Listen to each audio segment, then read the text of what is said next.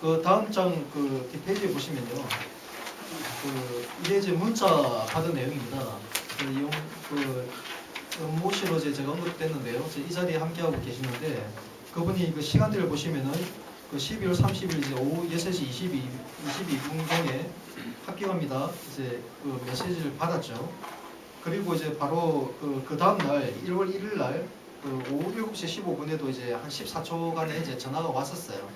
거기 이제 그 소속 업체로부터 전화가 와서 내일 들어오라는 그런 내용입니다. 이 증거 내용도 있었고요.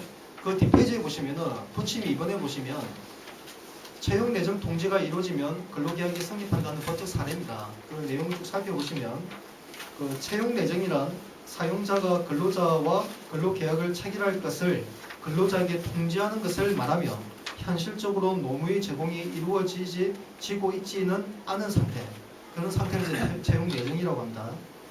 그 가로 박스에 보시면 채용 내정자에게 합격을 통보한 후 출근하기로 합의가 된 후 채용을 처리하는 경우 법원에서는 최종 합격 통지를 한 이른바 채용 예정 통지는 근로계약 성락의 의사표시를 한 것으로 보아 근로계약 관계가 유효하게 성립됐다고 볼 것이므로 정당한 이유가 없는 한 채용 내정의 취소는 실질적으로 해고에 해당하는 것으로 인정하고 있다. 이제 고법 판례가 있었습니다. 네, 이 내용을 근거로 해서 이 문제를 제가 공식적으로 제기했고요. 다시 이제 제가 간략하게 오늘 그 기자회견 한 거에 대해서 부연 설명을 좀 드리자면 첫 페이지에 보시면 이제 그 내용이 있습니다. 중간 부분에 보시면 제가 3차 기자회견 때 원주시가 그 위탁 업체 간에 맺은 대행계약 이제 대행사업 과업 지시서입니다.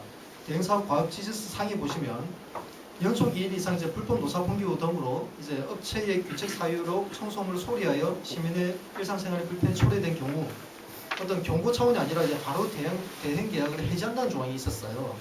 이 조항을 그동안 이제 노조에서는 악용을 해온 겁니다. 노조의 어떤 요구 사항들을 그 요구가 어떤 사항이든 간에 부당한 요구가 됐든 이제 과대한 요구가 됐든 간에 이거 요구사항을 이제 업체가 들어주지 않게 되면은 업체는 파업을 하는 거예요. 합법적인 파업이든 불법적인 파업이든 파업을 하게 되면은 결국은 청소 행정이 안 될 거 아닙니까? 그럼 결국 이 모든 청소 행정이 안 되는 것 자체를 무조건 업체 책임으로 가는 거예요.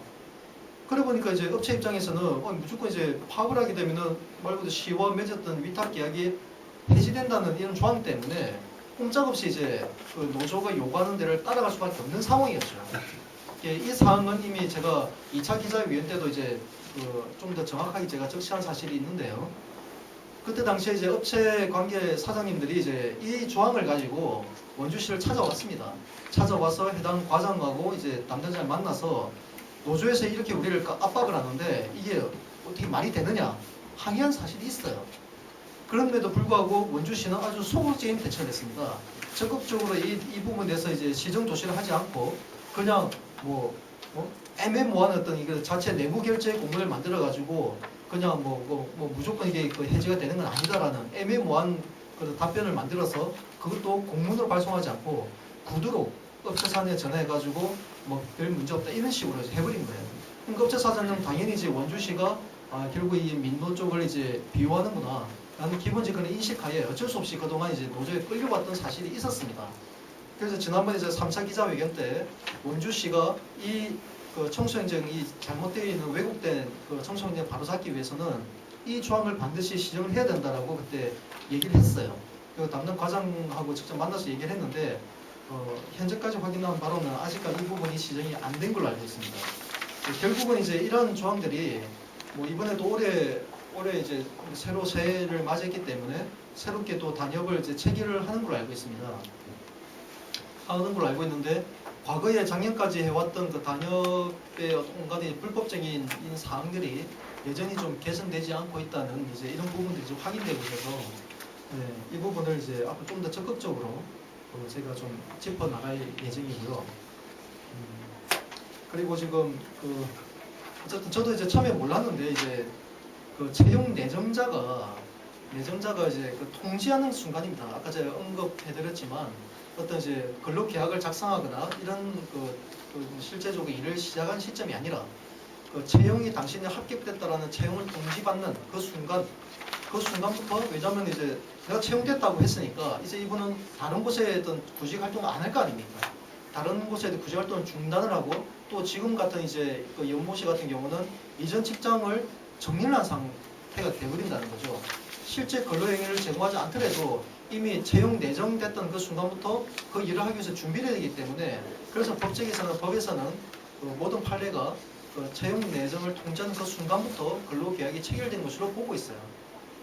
그래서 어쨌든 이 문제가 이미 기존에 다른 사람이 대체돼서 지금 채용되고 있는 상황인데 오늘 기자회견을 통해서 이 부분을 제가 공식화 시키는 이유는 그 업체 사장님들도 그동안 지금 민노에 많이 압박을 받아왔어요.